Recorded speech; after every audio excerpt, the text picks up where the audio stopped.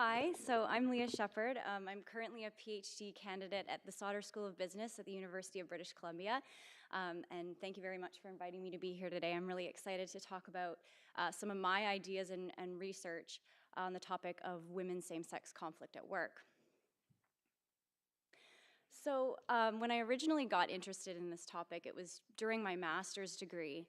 And I knew at that time that I was really fascinated by any kind of gender stereotyping research, particularly in the context of the workplace. But I had felt this, I think, very common feeling of everything's been done, how can I possibly contribute in some way?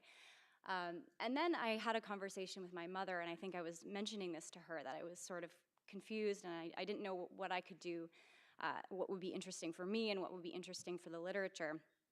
And she said, well, what about competition between women at work? And I said, well, what do you mean? And she went on to tell me a story about her current workplace and a very difficult relationship that she seemed to be having with her female boss. And so she was very much coming at it from a perspective of, yeah, you know, women must have these unique difficulties with one another. And why is that? And so that's very much the place that I was coming at this problem from. I was thinking, okay, are women mean girls at work? Why are they having problems with one another? Why are their relationships more competitive than cooperative? And I didn't have a lot of personal experience to draw from, but I seemed to find a lot of anecdotal evidence to support this. And like Robin presented all of these books that have been written about this topic, they're very much approaching this from the same perspective of mean girls grown up at work. And there's a lot of books, an astonishing number of books about this, only one of which I've read. But so this was the perspective that I was coming from. And I think that there is some truth to that perspective. I'm not here to try to say that women would not have any unique difficulties, and I think that there's been good reason presented before me to show that this could be the case, that there's probably some truth to this. But I also think that there might be a little bit of an exaggerated stereotype, and I think this has been touched on as well before by the earlier presenters, just talking about, you know, this catty stereotype. And I think it's sort of been overblown, and I'm now thinking more about, okay, well, why is that? And why is it that we seem to react very negatively to female same-sex conflict, or it's very salient to us? We take notice of it, and we seek to explain it, and we wonder why women aren't being overly supportive of one another. And I started to think more about, okay, well, what's our fascination with that? And then what implications could that also have for women's relationships if we're constantly putting them under the microscope? And assuming the worst, and then reacting also very negatively to women's same-sex conflict, because we know that conflict is sometimes necessary in organizations. And anytime that two women are engaged in a conflict, it doesn't necessarily mean that there's a problem there. It could just be that's the nature of work. So anyone who's a Seinfeld fan will maybe recognize this scene where Elaine is having a problem with a coworker, a female coworker, and everyone's just talking about it as a cat fight. That's the only attention that it's getting, a very negative type of attention. So what I think might be happening here is that there's some prescriptions about the way that women should behave in relation to one another. And we know from a lot of past research that there's just general prescriptions about women too, women and men. So we think that, you know, women should be very warm and nurturing and cooperative. And that there's a backlash effect when women violate that, so that if they don't come across as being very warm and cooperative, they then are seen as being very hostile and cold. And I think that when we take that to the dyadic level and we think about women's behavior towards other women, there's an additional prescription that comes into place, which is that women should be very supportive of one another, that it's very important for the cause of gender equality that they do that. And so there's some evidence about this prescription. This is some quotes here. So a very famous and oft-repeated quote by Madeleine Albright: "There's a special place in hell for women who don't help other women." Some celebrities have chimed in: "I don't like women slaughtering women. We're all just so mean." And then even Chelsea Handler: "I think as a woman you have a responsibility to take care of other women." And I think that this prescription is behind a lot of the backlash also towards Marissa Mayer, CEO of Yahoo. So she's held to a standard where not only does she need to be a great CEO and save a company that for a while there was flailing, and maybe now she's improved the situation quite a bit.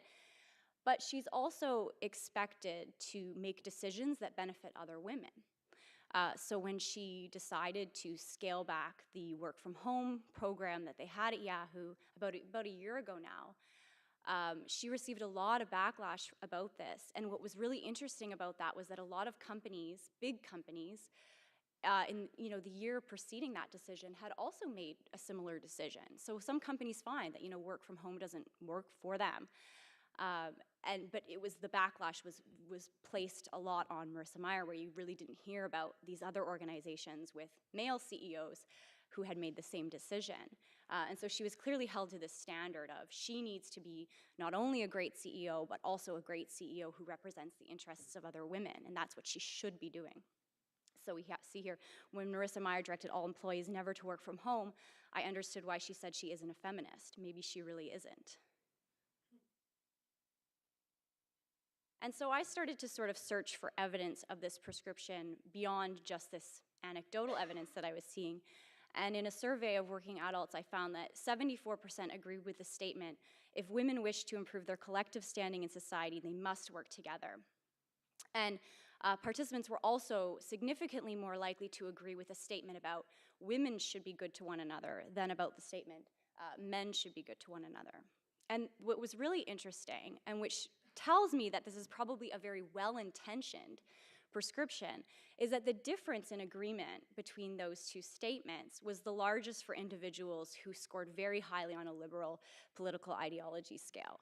So presumably this prescription is coming from a very good place of we want to see women in high-ranking leadership roles.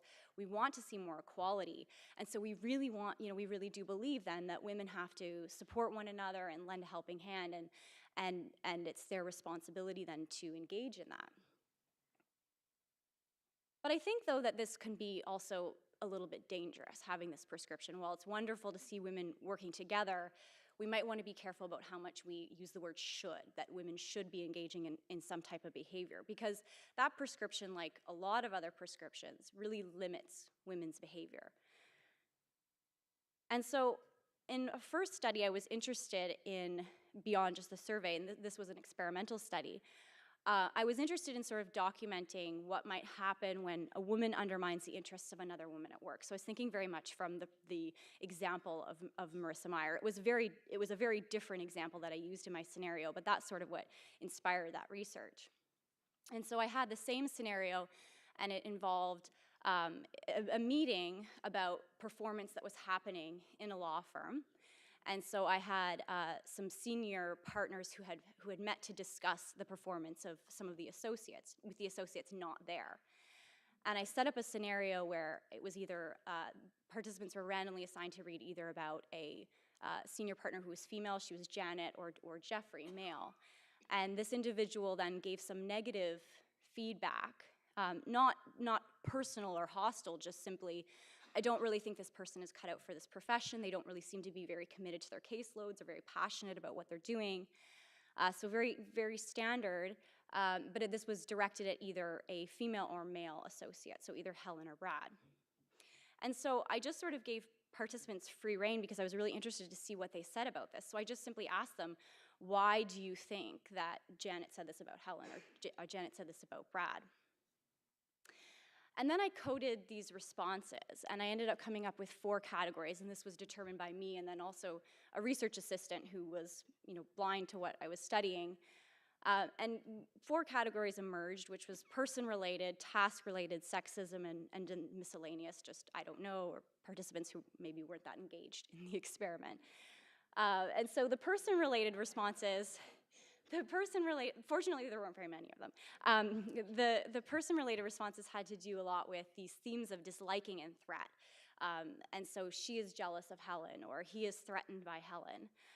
And then the task-related were just sort of, well, the participant was presumably just taking the information that was provided to them. This person is clearly just not a good performer. They're not doing very well. And then sexism, which was only coming through when it was a male partner and a female associate, and not really the focus of what I was interested in, but just to be thorough. So he does not see women as equals. There's limited capability there because of the fact that this person is a woman.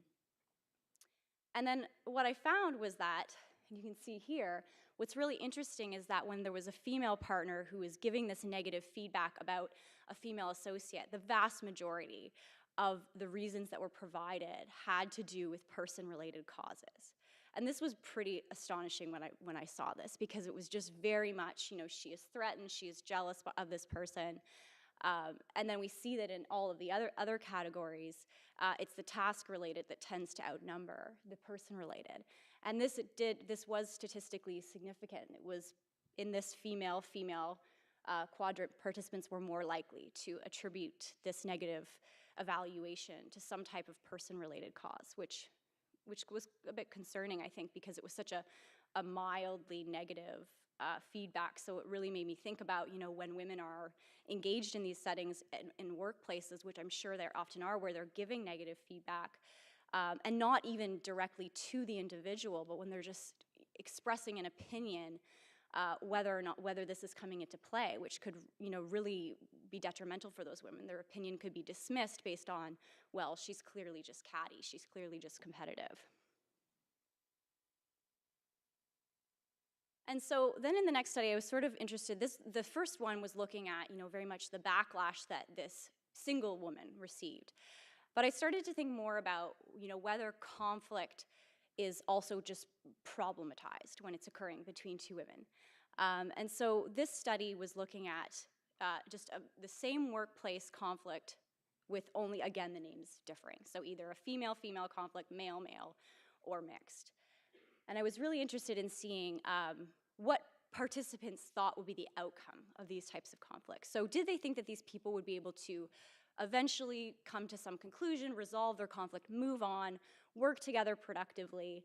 And then also, what about personal implications? Did they think that the people that were involved, one or more of the individuals involved in the conflict, would also have some personal difficulties in terms of maybe decreased job satisfaction or decreased commitment or even higher turnover intentions? And so what I found was that, so it wasn't just enough, you didn't see this problematization occur with just one female in the conflict. It was mainly in this female-female dyad. And so lower levels are less perceived relationship repair. So as you can see that the female-female conflict was coming through with the lowest amounts of perceived relationship repair. So participants didn't think that these people would be able to overcome their difficulties and repair the relationship to the same extent that the males in the male-male conflict or the male and female in the mixed conflict would be able to. And for perceived negative personal implications, and we see higher values or more negative personal implications, we see, again, female-female is being perceived as the most problematic or worse in this scenario. And then I started to notice that there was a trend in my data. So I was always including gender, the participant gender, as a potential variable of interest. Would it differ? Would women see this any differently than men? And the answer is no. In both of those studies, there's no interaction with participant gender. And so then I started to think, okay, so women then are also holding these views about other women's relationships, but then what about their own? How does that lead into how they react to their own conflict or the behavior that they receive from other women? How does this prescription and this problematization influence their perspective? And another sort of personal inspiration for this next study was my own recognition that I had recently engaged in, had a disagreement with a female supervisor. And I think this is very common in grad school. There's tons of disagreements that happen with people that you're working with. But noticing that I had been visibly more distressed about that conflict, if you can even really call it that, relative to conflicts that I'd had with a male supervisor, which just sort of seemed like, well, it'll be all fine, we'll figure it out. And there wasn't as much of a distress on my part. And so I started thinking about that as well. And so I think we have this picture as sort of like the ideal female relationship in which everyone's very supportive, and I thought about what implications that could have for women's reactions to other women's behavior, and then also the quality of women's relationships. So I conducted a study where I had male and female participants. They were randomly assigned to a scenario in which they were always being asked to imagine themselves in a scenario in which they had reached out to someone who they would like to be a mentor and asked for some guidance, but also tried to build more of a personal relationship with that person. And that person was either male or female. And then they kind of got a very cold response back. It was very terse. At least the person had responded, probably the type of response you might imagine from someone who's very, very busy, but didn't include a lot of niceties and just was kind of straightforward and to the point and didn't do much for helping build this relationship further. And so I wanted to see what participants' reactions to that would be if they were to imagine themselves in this situation. And so how would they feel about it? But then also, what were their perceptions of this person who they originally had a lot of respect for and would have liked to have as a mentor?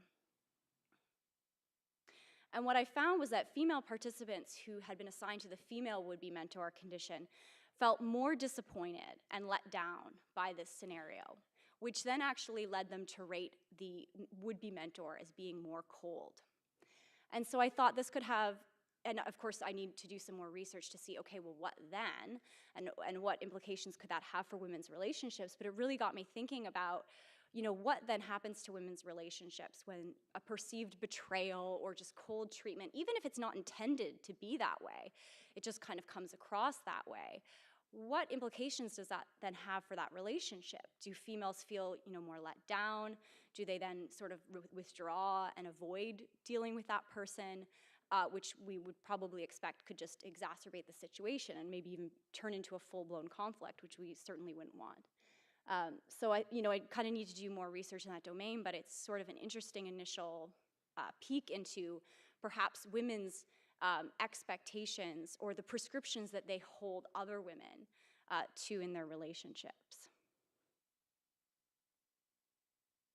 And so some of my conclusions from this research have been that we, while we certainly do tend to want to see female solidarity, we do need to maybe proceed with caution about making that a prescription and whether we hold women to that standard and probably avoiding judging women who maybe don't engage in tons of supportive behavior towards other women. So I think that some of these stereotypes that we've created that exist as of now could be dangerous and perhaps could create self-fulfilling prophecies. So I wonder too whether, whether because of this stereotype, supportive interactions between women just kind of fly under our radar. And even as women, maybe, if we get a lot of support from a woman, that's what's expected, right? We would expect her to be that way. So we don't really take too much notice of those events.